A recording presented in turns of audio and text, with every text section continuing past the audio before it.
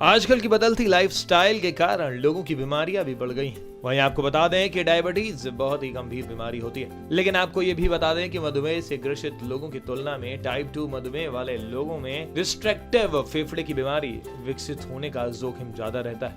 वहीं शोध के अनुसार आरएलडी की पहचान सांस फूलने से की जाती है। इसके अलावा जर्मनी के हेडलबर्ग अस्पताल विश्वविद्यालय के शोध के अनुसार तेजी से सांस फूलना आरएलडी और फेफड़ों की विसंगति टाइप 2 मधुमेह से जुड़ी होती है।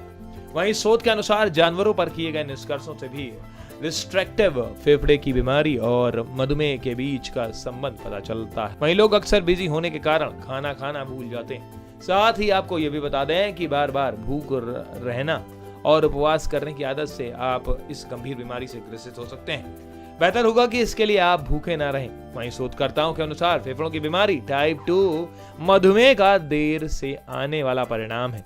इस बीमारी का पता बहुत देर से लगता है। वहीं आपको ये भी बता दें कि मैरिड कपल्स में डायबिटीज का खतरा बराबर होता है, यानी दोनों में बराबर डायबिटीज की मात्रा पाई जाती है। शोध में पता चलता है कि आरएलडी एल्बुमिनियूरिया के साथ जुड़ा है।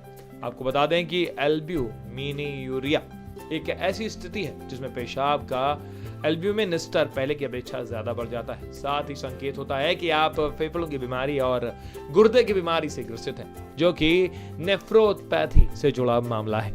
वहीं नेफ्रोपैथी मधुमेह गुर्दे से जुड़ी एक गंभीर बीमारी होती है। शोध के निष्कर्षों का प्रकाशन पत्र का रिसेरेशन में किया गया है, जिसमें लगभग टाइप 2 मधुमेह से ग्रसित करीब 110 मरीजों का विश्लेषण किया गया है, जिसमें से 29 मरीजों का हाल ही में टाइप 2 मधुमेह का पता लगा था।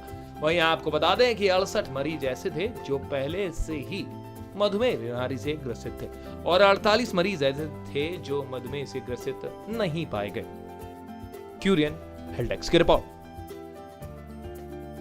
अगर आप भी बनना चाहते हैं एंकर और रिपोर्टर, वीडियो एडिटर, कैमरामैन या फिर स्क्रिप्ट राइटर, तो हमें संपर्क करें।